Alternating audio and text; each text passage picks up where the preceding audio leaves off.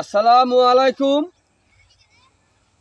প্রিয় খামারি ভাই ও বন্ধুরা, আপনারা যে যেখান থেকে দেশ কিংবা প্রবাস থেকে কাছে কিংবা দূরে আপনারা যেখান থেকে আমার এই ভিডিওটি দেখতে পারতেছেন, আমি সবাইকে জানাই আন্তরিক শুভেচ্ছা এবং অভিনন্দন।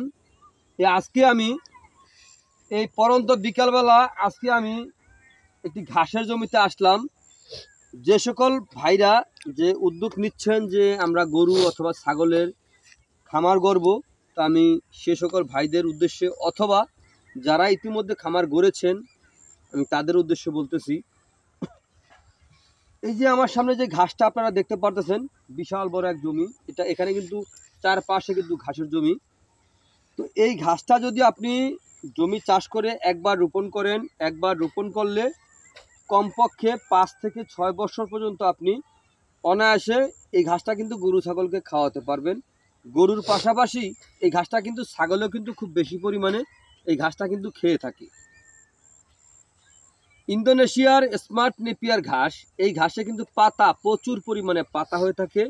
এই ঘাসটা কিন্তু নরম, এই ঘাসটা কিন্তু রসালো স্বাদযুক্ত ঘাস। তো এই যে ইন্দোনেশিয়ান স্মার্ট নেপিয়ার ঘাসটি পাতাগুলি কীরকম হয়ে থাকে, তো আমি এখান থেকে একটি ঘাস আমি তুলে দেখাবো আপনাদেরকে। তো এই ঘাসের কিন্তু ভাই কোনো বিচি হয় না, এই ঘাসের কিন্তু কাটিং হয়ে থাকে। তো এই ঘাসের কাটিংও আমি প্রয়োজনে আপনাদেরকে দেখাবো কাটিংগুলো কীরকম হয়ে থাকে। পরিপক্ক কাটিংয়ের দাজে কিন্তু অন্যরকম। তো আপনারা যদি এই ঘাস যদি রোপণ করতে পারেন তাহলে কিন্তু আপনারা দেখবেন এই ঘাসটা যদি যখন আপনারা রোপণ করার পরে দেখবেন যে গরুকে আপনারা এই ঘাসটা পর্যাপ্ত পরিমাণ খাওয়াইতেছেন, তখন দেখবেন যে আপনার লাভের দিকটা কিন্তু বেশি। এর কারণ হচ্ছে আপনার দেখবেন ওই সময় আপনার এখন যদি একটা গরুর পিছনে যদি আপনার 2 থেকে 3 কেজির মতো আপনার দানাদার খাদ্য খরচ করতেছেন, দেখা যায় এই ঘাসটা যখন খাওয়াবে তখন আপনার দেখা যায় কমপক্ষে আপনার 2-3 ভাগের আপনার 2 ভাগ বাদ দিতে হবে, শুধু 1 ভাগ খাওয়ালেই হবে। তো এই কারণে এই ঘাসটা খাওয়ালে কিন্তু আপনার লাভের দিকটা বেশি। এই ঘাসটা কিন্তু একবার রোপণ করবেন, আপনার কয়েক বছরের পর বছর কিন্তু খাওয়াতে পারবেন। তো এই ঘাসের যে পাতাগুলি হয়ে থাকে যে কীরকম পাতা, তো আমি একটি ঘাস এখান থেকে তুলে আমি আপনাদেরকে দেখাচ্ছি। এই দেখেন,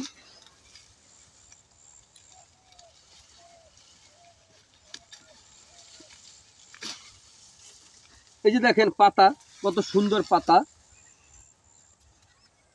একটার সঙ্গে একটা মেশানো, একেবারে পাতা সুন্দর পাতা। এই ঘাসটা কিন্তু খুবই ভালো, উন্নত জাতের উন্নত মানের ঘাস।